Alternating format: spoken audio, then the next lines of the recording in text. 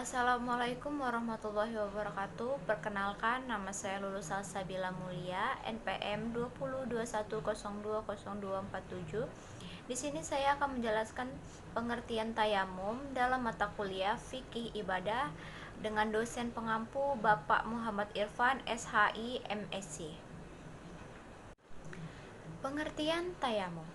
Tayamum adalah mengusapkan tanah atau debu yang suci pada muka dan kedua tangan sampai siku-siku dengan syarat-syarat tertentu yang digunakan sebagai pengganti wudhu atau mandi wajib karena adanya uzur atau halangan. Orang yang melakukan tayamum lalu sholat, apabila air sudah tersedia maka ia tidak wajib mengulang sholatnya. Tayamum diperbolehkan pada tahun ke-6 Hijriah sebagai keringanan yang diberikan kepada umat Islam. Tayamum merupakan pengganti dari toharoh. Ketika seseorang tidak dapat mandi atau wudhu, salah satu syarat yang sering dijadikan dasar untuk bertayamum adalah dalam firman Allah surat Al-Maidah ayat 6 yang artinya, jika kamu hendak melakukan sholat, basuhlah mukamu dan tanganmu sampai ke siku, dan sapulah kepalamu dan kakimu sampai ke mata kaki. Dan kalau kamu junub, bersihkan dirimu, dan kalau kamu sedang sakit atau sedang berpergian atau kembali dari tempat buang air atau bersetubuh dengan perempuan, lalu kamu tidak menemukan air, maka bertayamumlah dengan tanah yang baik atau bersih. Kemudian sapulah wajah dan tanganmu dengan tanah tersebut. Quran Surat Al-Maidah ayat 6. Dan salah satu hadis Nabi yang berbunyi, yang artinya, bumi dijadikan untukku sebagai masjid dan debunya dapat mensucikan. Dari firman Allah dalam surat Al-Maidah ayat 6 tersebut telah jelas bahwa tayamum merupakan pengganti wudhu atau mandi ketika seseorang dalam keadaan uzur, baik seperti sedang sakit, sedang dalam perjalanan jauh, ataupun tidak adanya air ketika hendak berwudhu atau mandi. Dalam hal ini, tayamum berkedudukan hanya sebagai pengganti wudhu. Oleh karenanya, tayamum tidak bisa dikiaskan dengan wudhu, sebab tayamum itu adalah bersuci dalam keadaan darurat. Jika dimungkinkan masih bisa melaksanakan wudhu, maka tidak diperbolehkan untuk bertayamum. Sebab-sebab diperbolehkan bertayamum.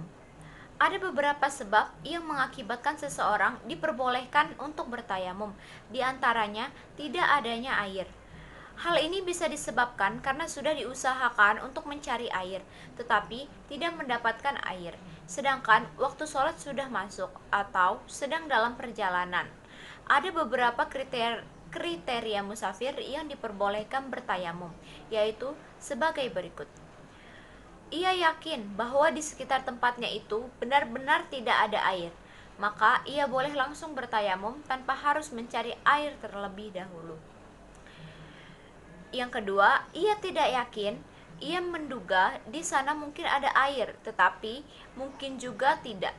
Pada keadaan yang demikian, ia wajib lebih dahulu mencari air di tempat-tempat yang dianggapnya mungkin terdapat air. Yang ketiga, ia yakin ada air di sekitar tempat itu. Akan tetapi, menimbang situasi pada saat itu, tempatnya jauh dan dikhawatirkan waktu sholat akan habis dan banyaknya musafir yang berdesakan mengambil air, maka ia diperbolehkan untuk bertayamum. Sebab yang kedua yaitu adanya uzur. Adanya uzur seperti sakit yang menurut prediksi dokter akan bertambah parah atau semakin lama sembuhnya bila terkena air. Yang ketiga, ada perbedaan pendapat tentang sebab tayamum. Yang ketiga ini, Imam Hanafi berpendapat hanya ada dua yang disebutkan di atas yang merupakan sebab diperbolehkannya bertayamum. Menurut Imam Syafi'i, sebab ketiga adalah adanya air sedikit tetapi untuk minum hewan yang dimuliakan. Oleh syara, menurut Imam Malik, adanya air sedikit tapi untuk minum hewan sekalipun anjing. Dan menurut Imam Hambali, sebab yang ketiga adalah mencari air setelah waktunya sholat tetapi tidak ditemukan air. Syarat-syarat tayamum.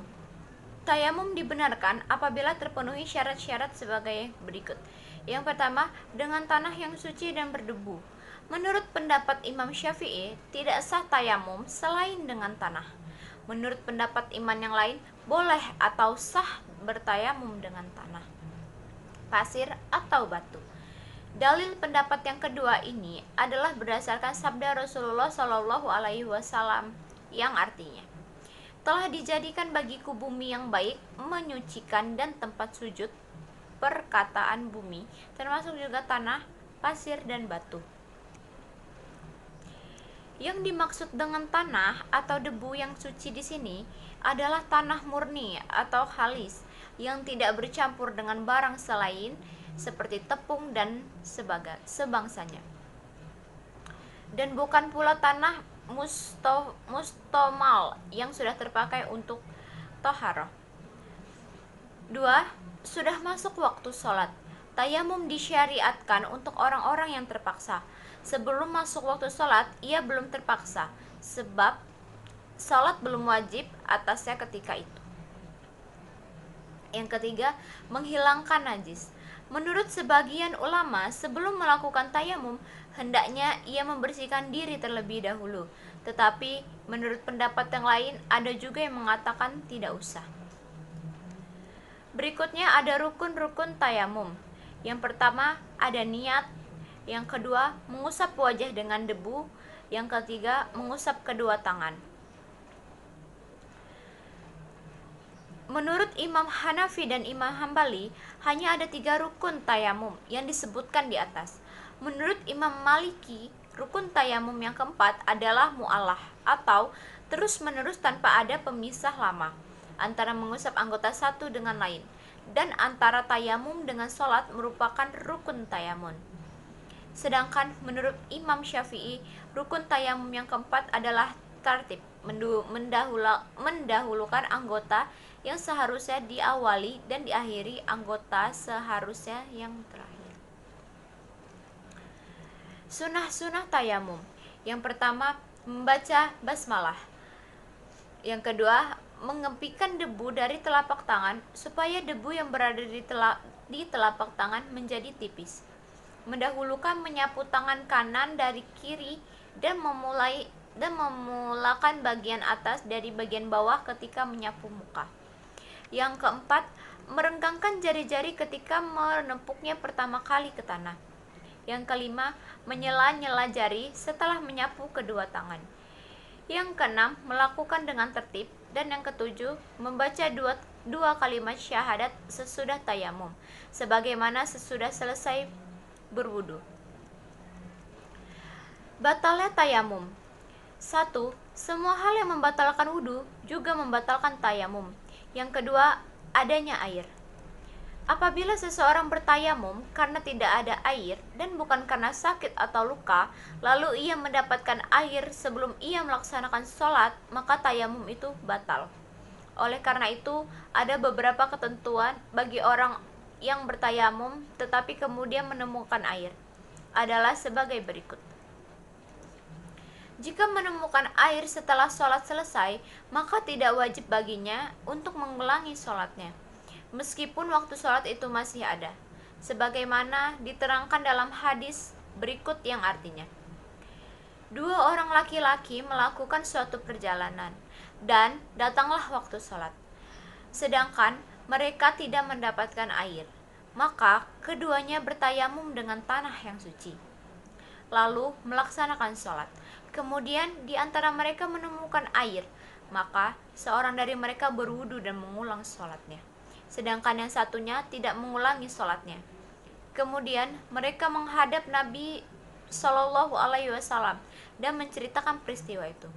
Maka Rasulullah Shallallahu Alaihi Wasallam bersabda kepada orang yang tidak mengulanginya, engkau telah sesuai sunnah dan memperoleh pahala dari sholatmu. Kepada orang yang berwudu lagi mengulangi sholatnya, bagimu pahala 2 kali. Jika orang yang bertayamum bukan karena sakit lalu menemukan air sebelum ia melaksanakan sholat, maka tayamum itu batal dan ia harus berwudu. Apabila orang yang bertayamum karena junub lalu ia menemukan air setelah sholat, maka ia tidak wajib mengulangi wudu, melainkan harus mandi. Yang ketiga, murtad. Beberapa masalah yang bersangkutan dengan tayamum. Yang pertama, tayamum orang yang memakai perban.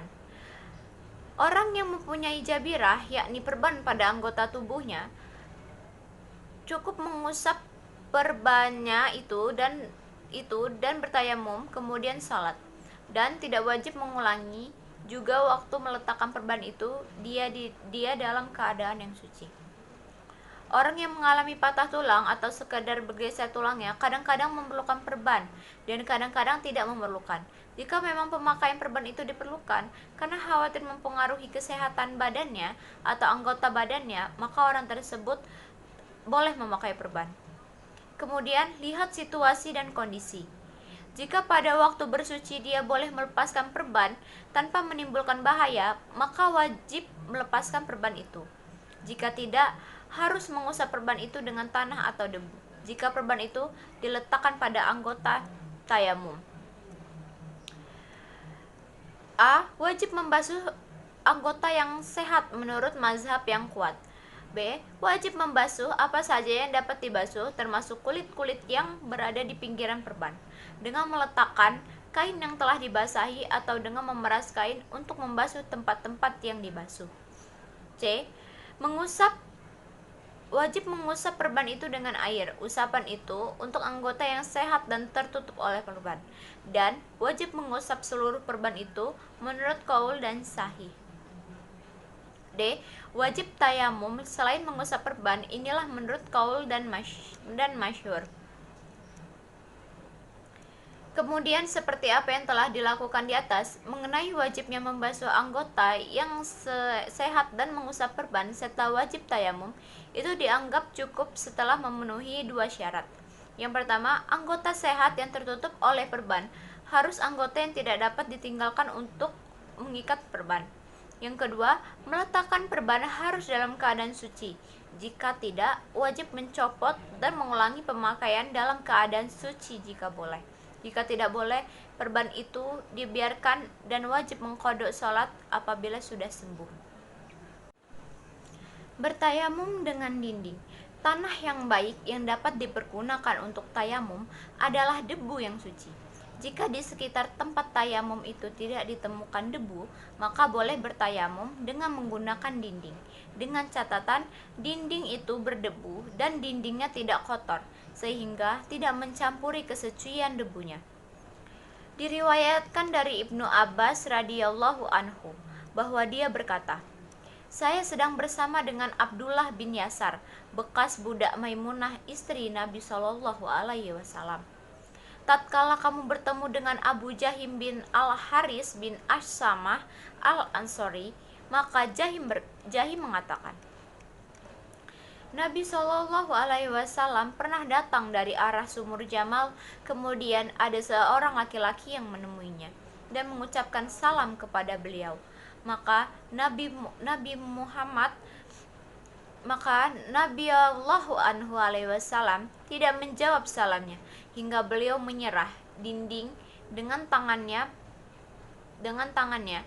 kemudian membasuh wajah dan kedua telapak tangannya.